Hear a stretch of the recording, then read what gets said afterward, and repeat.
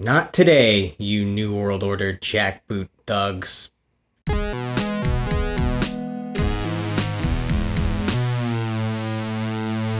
The HBO adaptation of The Last of Us is the water cooler show of the moment. It's not another one of those video game adaptations that can only be appreciated by people who are already fans of the game. The game is known more for its story than its gameplay, so it's the perfect fit for a television series. It's a tightly paced season at 9 episodes, with a few side quest bottle episodes to emphasize the themes of the show, while also providing compelling backstory for its characters. The show does a great job in translating the game's setting. There are certain scenes which feel more like gameplay, such as the suspenseful encounter with a clicker in the museum during episode 2, or the scene in episode 5 where Joel uses a sniper rifle to provide cover for his teammates in the suburbs. The game included a lot of rooms where Joel pushes around heavy objects to climb on, or picks up a ladder and puts it somewhere else. The show references these gameplay elements, but focuses more on dramatic situations than action. Gustavo Santaolalla's beautiful flourishes of flamenco guitar make a return from the game, providing a backdrop for many somber interactions. I swear.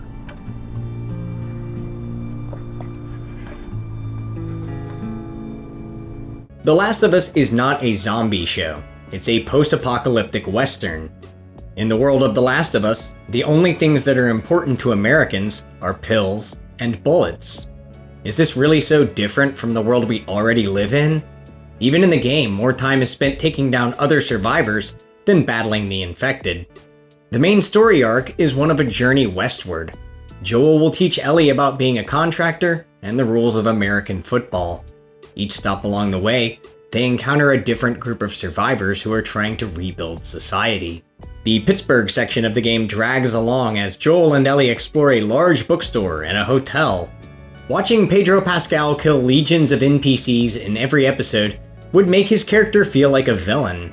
The show changes Pittsburgh to Kansas City and condenses its themes into a few new characters who represent the struggle between the fascist federal government and its oppressed citizens.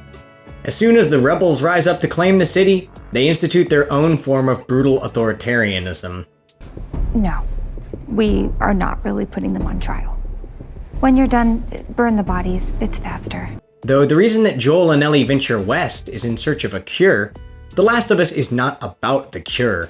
It's about finding a reason to go on in a world that can't be saved, and for each character, it's having someone to love and protect. Though The Last of Us is a post-apocalyptic, dystopian future, it ultimately contains a sense of optimism about humanity. The characters in The Last of Us are not going to be able to solve the world's problems, but they find hope and happiness in small ways, like when the once cynical Bill giggles delightfully at the taste of a freshly grown strawberry, or the iconic scene from the game where Joel and Ellie feed a giraffe. Despite humanity's corruption, the natural world still thrives. The action in the first episode foreshadows all of the events which will follow. It begins on the day of the outbreak, as Joel tries to escape the city with his brother Tommy and his daughter Sarah. In the show, it's explained that the cause of the virus is climate change and gluten. The only reason that Joel survives is because he was on the Atkins diet. And also he has really good aim. When the game begins, the player controls Sarah, so we follow her in the show. The tension slowly builds around the spread of the infection, though it's a military agent who is the real threat. As soon as we become attached to the idea of following Sarah, she is killed. There are several tragic events that define the story. The first major emotional event is the death of Sarah. 20 years later, Joel is still suffering from PTSD because of this tragedy. He is haunted by dreams he can't even remember. The audience doesn't know all of the details of Joel's life, but we can see he is a changed man. In order to survive, he's become hardened. When we first catch up with Joel, he's dropping the body of an infected child into a burn pit. Joel has formed a partnership with a woman named Tess. Like Joel, she's a tough, no-nonsense survivor. Joel will eventually lose Tess as he lost Sarah, feeding into his trauma. In his mind, he has failed as a father, and he has failed as a partner. Most people Joel has cared about have ended up dead, and he carries the guilt around with him in a backpack filled with guns and drugs. Losing Tess is like losing Sarah again. It's the second major event of the game, leading Joel and Ellie towards the next major character, Bill. In the game, Bill's Town is a section which provides a gunfight while hanging upside down, and a battle with a bloater in a school gym, but it's really just a MacGuffin chase all in search of a working truck. In the show, Bill's story is deepened by exploring his relationship with a man named Frank, who he captured in a hole and fell in love with. While in the game, Bill was a gay-coded character whose partner Frank hanged himself after contracting the virus, the show tells a version of their story where they have a happy life together. Bill is framed as a libertarian and doomsday prepper, though his relationship with Frank makes him a more nuanced character. He's not a cliched gun nut. He knows how to pair rabbit with a Beaujolais. Some critics went as far as to call this one of the all-time best episodes of television ever. I might not go that far, but this is a great standalone episode, which doesn't advance the plot, but reflects all of the themes about grief and love which drive Joel and Ellie's storyline. Likewise, the Kansas City episodes contain more mirror relationships for Joel and Ellie. The Kansas City QZ has been overthrown by a group of rebels. Their leader was a benevolent man. They talk about him as though he was a Christ-like figure. He was trusting, and that was his downfall, as an informant gave him up to Fedra. The informant's name is Henry, and he protects his younger brother Sam. These characters are aged down from the game, and Sam is deaf in the show. He also survived leukemia, but only because Henry ratted out the leader of the resistance in exchange for medicine. In the show, Sam was dealt a really bad hand in life. Power has shifted to the sister of the dead leader, Kathleen, but I'll refer to her as Karen. Karen has instituted a policy of no mercy, answering the question, what happens when the person usually asking for the manager becomes the manager? She's like a kindergarten teacher from hell. When she talks to her subjects, it's like she's putting them in timeout. Pierce is the guy one would assume is in charge with his massive gun and body armor, but he's just the muscle. Karen is the manipulative psychopath who runs Kansas City. Joel is a guardian for Ellie, and Pierce is protecting Karen in the same way. It's a welcome change from the game because the Pittsburgh chapter was mostly getting chased by a tank. It makes for fun gameplay, but the show is more restrained. Henry and Sam are a cautionary tale for Joel and Ellie, as Sam gets bit, forcing Henry to shoot his brother and then himself. In the game, Henry blamed Joel, but in the show, Henry says, "What have I done?" because he realizes how many lives were lost to save Sam, just for Sam to meet the same fate. Tommy and Joel's relationship is a reflection for Ellie and her friend Riley. A few episodes prior, Joel was telling Ellie about how his brother Tommy left to join the Fireflies. Unbeknownst to the audience at this point, Ellie has also lost someone to the Fireflies, though in a permanent sense. In the Left Behind DLC, the gameplay alternates between a flashback guided tour of a mall with no combat, except for a water gun fight with super soakers, and a mission to save wounded Joel, which includes a little gameplay.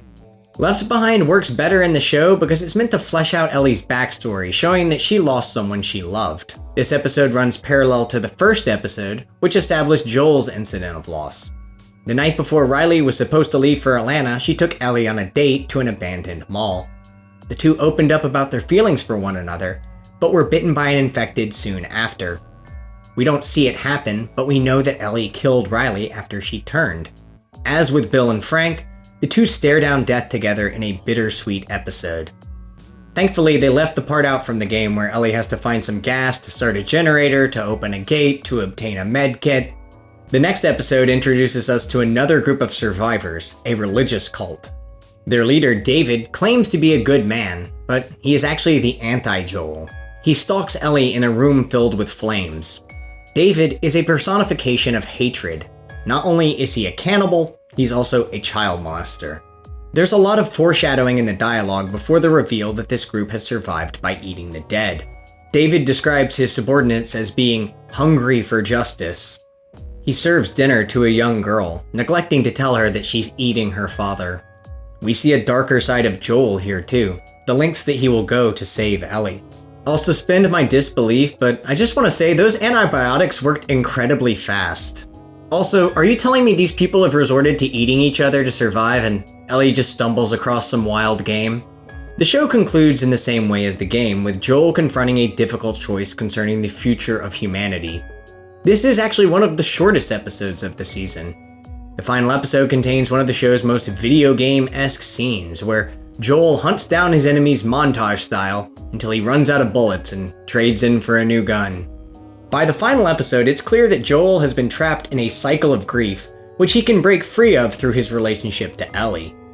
It starts to become disturbing when we see the lengths that Joel will go to not lose his parental status once again. However, a cure was never guaranteed, so I understand why Joel did what he did. The lie that Joel tells Ellie will clearly have repercussions going forward. Overall, the show might have rushed through the first game a little. There could have been a few more episodes to add further characterization for the Fireflies, the starving cult members, or the Kansas City Rebels, though its steady pace makes for a more accessible viewing experience. I'm giving The Last of Us Season 1 a 9 out of 10. It's not a perfect show, though the telling of its story actually surpasses the game in some regards. Even though I wasn't very invested in the characters of the second game, Abby, Owen, Mel, Isaac, Dina, and Jesse, I'll still be interested to check out Season 2 to see if they could expand upon what's in the sequel. There have been plenty of great animated video game adaptations, but when it comes to live action, it's been more difficult to translate between mediums. Games like Mortal Kombat and Resident Evil are campy by design, so accurate translations of these franchises to film are going to include silly humor and bad dialogue. The Last of Us is a game that wanted to be a TV show to begin with, an on-rails cover-based loot and shoot experience with stealth and crafting elements, and a heavy emphasis on walking simulator-based character development and cutscenes. The show incorporates enough Easter eggs from the game to satisfy die-hard fans, while telling a story that will be approachable to viewers who have never touched a video game. The Last of Us show is actually so good it makes the Uncharted film, in comparison, look even worse than I originally thought.